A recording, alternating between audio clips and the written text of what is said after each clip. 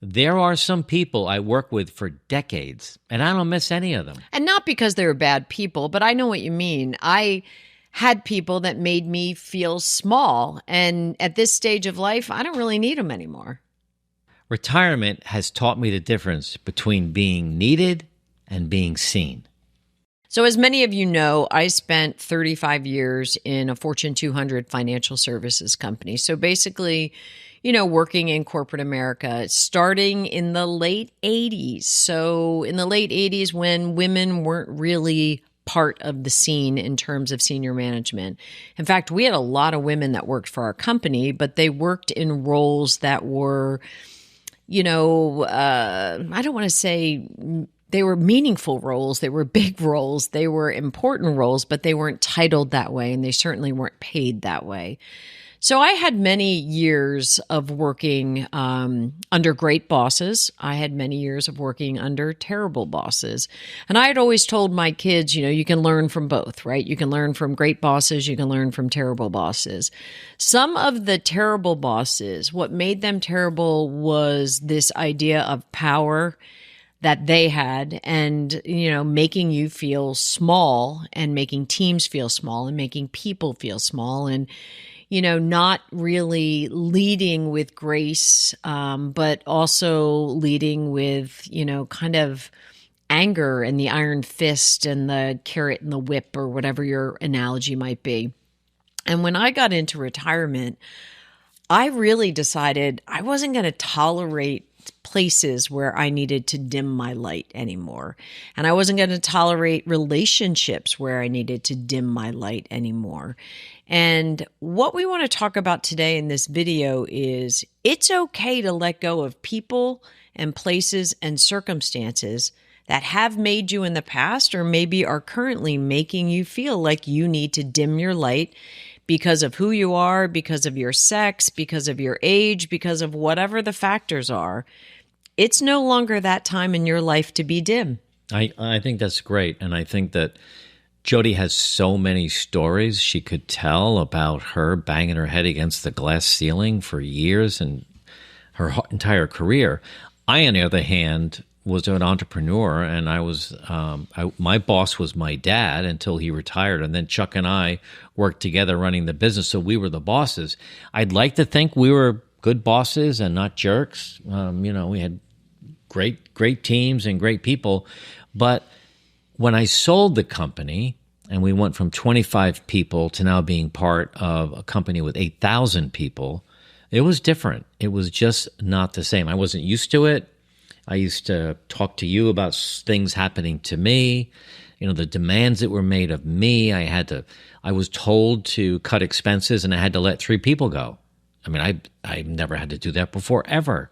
So it was things like that. And, making you feel small that you didn't meet your numbers, that you could have done better. Why didn't you do better? So, that's all really hard. And I think what Jody and I have come up with, one thing that we agree on is that we don't really miss the people, but we do miss being needed. I mean, that was the big thing for work, is that we performed well and we did what we needed to do and we got things done, but people needed us. It's interesting. I'm a big Brene Brown fan. So anybody who reads Brene Brown's work, and she has a whole piece in a TED Talk where she talks about don't look for opportunities to feel not included because you will find them. And I think I spent my whole career trying to find ways to feel included, to be an integral part of the leadership team at my company, to be a powerful and impactful leader that also had a soul and cared for the people that I was leading and the mission that we were behind.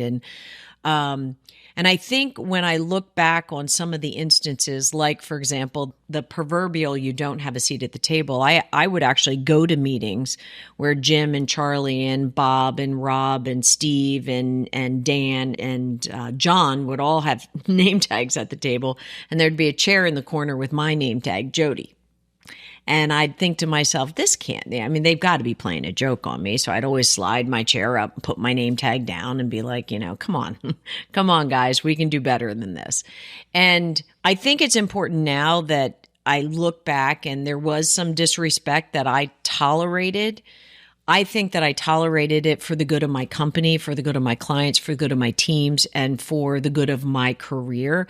I just know now that going back and running into some of those people and some of those bosses and some of those, I'll say guys, and maybe there were guys and women, so maybe put both, but running into those people now, I have no time or tolerance for them and remembering how they made me feel.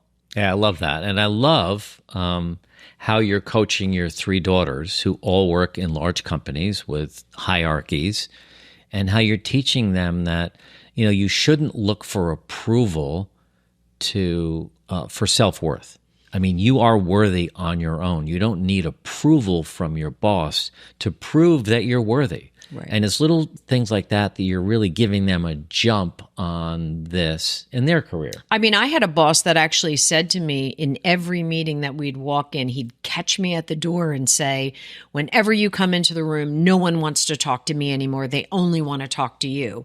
I need you to dim your light. He would actually use the words can you not have such a big personality? Can you not be kind of so gregarious? And I mean, I would actually do it. I mean, he was my boss. And I tell my girls now, do not dim your light for anybody. Do not. If they can't handle it, that's a them problem. Yeah.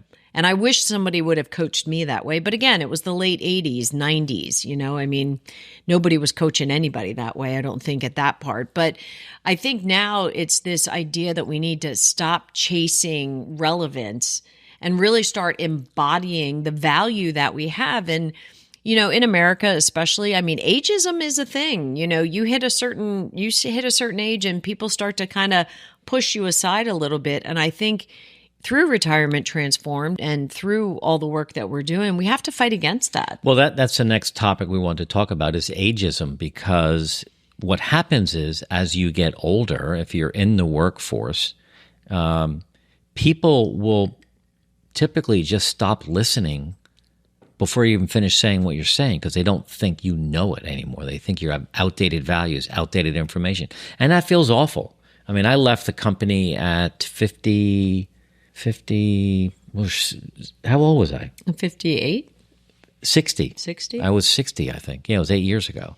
And, I was one of the oldest branch managers or regional managers out of the 125 offices that we had. I was one of the older guys, and I wasn't even that old. But everyone else is 30 or 40 years old, and they have the the good boy, the good old boy gang and all of that in the company, and it didn't feel well. And there's this whole movement now, particularly now with so many boomers turning 65. Yeah, but there's also companies are starting to see the value in someone who's 65 years old who has experience. Our friend, oh goodness me, he wrote the book. So I'm thinking of our friend Chip Conley, who wrote some great books, and he's got an organization called Modern Elder Academy, and he's all pro-ageism. He's all about using your elders, your modern elders. That's what he calls people our age, modern elders, to really help businesses grow and help mentor and train and all of that. But it becomes a problem in business, and it's really a problem in retirement. You see the old person, you think, well, get out of the way. I got to get in front of you. And it's, well, the only other thing that I would say is, remember, ageism goes both ways. So us as, I'm 60, you're 68, however old you all are that are listening, or watching, you can't also brush off the smart young whippersnapper, right? And as I'm coaching my girls, twin 27-year-olds and a 29-year-old, they have good ideas. They are smart, bright, intelligent, hardworking young women. And when I hear stories of them being brushed aside because they are bright, smart, intelligent young women, ageism goes both ways. Yeah. So we as modern elders also need to be careful not to go the other direction with ageism. We have to check ourselves. Jokes about, the young person or jokes about the old person. They're both, wrong in the environment that they're situated in, and they hurt. Yeah, yeah. It's funny. Sometimes our kids will tell us that you have no idea how hard it is to be working today. And we're like, well, Yeah, we do, because we did all of that. But it's different now. It is They're very different. connected to their phones. We didn't have email and phones back then. Well, So it's we had email. Well, I had email. I didn't. Okay. I had, hey, listen, AOL's getting rid of their dial-up. That's where it all started. Yeah, that's right. I still have an AOL account. I have a dial-up account. That's funny. All right, so If you think about it, true connection never requires you to shrink. And I mentioned early on in my story, I had some great bosses. I had some bosses that stretched and they gambled on me when they, honestly, I'm not even sure if they should have, but they did. My motto was always, I might not be the smartest person in the room, but you can't outwork me. Nobody could outwork or prepare me. And that became my mantra. And when I think about the connections that I had early in my career and all through my career that really stayed live and really stayed genuine, it was because I was never asked to shrink at any point during those moments. well, you always had this great theory and statement that when you're in your career and you have this passel of friends, it's situational. It's just because you work in the same company or you get close with a client or you get close with a lawyer or something like that. But it's your friends because of that. Once we left, all these people, they didn't stay on as friends. Jody and I were replaced by someone else in our job, and that became the new relationship. Right. Some came, and the ones we really wanted to. But today, when we look for friendships, we don't put up with that. We don't put up with people that make us feel small or degrade us. We look for open, honest, vulnerable moments with friends where we really tell the truth about our life and what's good about it and what's bad about it, what we struggle with. Because everybody struggles. Right. But just to walk around and say, oh, life is great, everything's fine, that, I'm surprised you and Jody are having this problem. Well, wait a minute, we're humans. Yeah. And so I think... Well, it's funny, when we moved to Florida and we moved to Marco Island, we did not know anyone on the entire island. And we happened to move across the street from two amazing, wonderful people who became very good friends of ours from Minnesota. And I remember one of the first conversations that I had with my friend Jen, and I was telling her about something that was happening with my kids. And she said, oh, your kids don't shit ice cream? Because everybody else I meet just tell me how great their kids are and they shit ice cream. That was her phrase. And I was like, oh, God, no. I mean, we're all humans.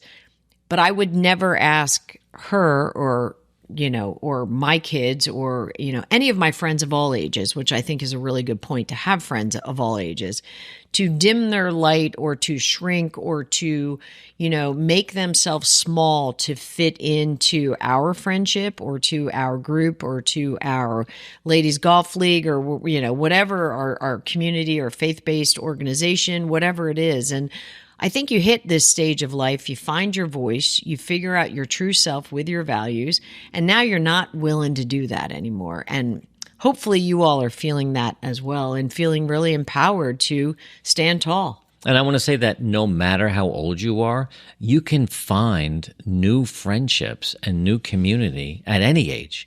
You just have to look for it a little bit. And you know what? Pass over the ones that don't feel right. But there's a lot of other people just like you out there that will respect you and love you and open up to you. And you can have a great next 10 or 20 years building beautiful community. That's what we're doing. We're spending a lot of time looking for people that we really want to spend more time with. Let's look at some questions our team put together. All right, this is Karen from Sarasota, Florida. Is it wrong that I don't want to connect with old friends who never really made me feel supported? No. I don't think it's wrong. No, I don't either. That's an easy answer. That's an easy answer. Nope. I mean, and you don't even have to tell them. It's just, you just stop connecting with them. Slowly, they will fade away. If you're spending time investing in new friends, the friends that really matter, you won't have time for them and it won't become a problem. Right. Absolutely. Here's a harder question, I think. Denise from Portsmouth, New Hampshire. How do I talk to my spouse about friends who no longer align with the life that I want now? So, I mean, you run into that. You run into friendships that you've had for a long time, and perhaps the one or both of the friends in the friendship are no longer doing things that align with what you want to do. And we've run into that for sure. Yeah, it's values, it's habits, it's attitude. The Debbie Downers, the complainers. They think life handed them a bad deal. I mean, negativity, negative friends. That's hard energy to be around. It is. And we talk a lot about that. Sometimes we'll go out to dinner with someone or another couple, and it's like we'll never get that time back. But you have to try. I mean, you do have to try. try. We try, and you find them. I had a random call yesterday from Mike, and I saw his name on my phone. I'm like, who the devil is this? But he was in my phone, so I took it. It took about a minute before I realized who he was. And we're filming a whole bunch of videos today. And yesterday was a rough day for us. His phone call came at a time when I really needed to hear from someone. And he said, how have you been? Where are you now? And I'm like, who is this guy? And then it clicked who it was. And it's someone we just met in Florida. We've had a great time with he and his wife playing golf a couple times. And we go to but the I'm gym. not even close to him yet. Yeah, we go to the gym together. I go to the gym with the two of them, Mike and Linda, and introduce Mark to them. And lovely people from Michigan. I mean, Midwestern people, you guys are the best. But such a thoughtful call at a time when I needed it. Right. And you took it. You were open to saying, Mike, I got to know Mike. He's in my phone. Yeah. Okay, let's do Linda from Scottsdale. What do you do when your long-term friend group makes subtle jabs about your age or your choices, and they always do it with a smile? Yeah, I guess you walk away. No. I think you probably have a good answer, Jody, because Jody's very direct and open and probably would. Well, I don't know what you would do. I would probably lean away from that group a little bit, not engage as much, but keep it as a more casual relationship. I would separate that person from the herd. I'm a big separate from the herd person. Get that person one-on-one and say, what is actually going on with you? I get the jab. I get the smile. Do we have some things to talk about? And if they can't woman up to that conversation, man up or woman up to that conversation, then I have a bigger problem with them, because subtle jabs are easy in a group. Subtle jabs are super easy on social media, on Instagram, on comments, on YouTube. Subtle jabs are easy, but one-on-one, face-to-face, I'd love to hear the jab. Yeah. I'd love to talk about it. That's really good advice. Yeah. If you enjoyed this video, you're going to like this one too. We want to make sure we're spending time that really is important to us, and that means going to the gym, having coffee together, going out to dinner with who we want to go out with, not just go out because someone called us and it's the in group and you want to hang out with them. No, our time is the most precious commodity that we have.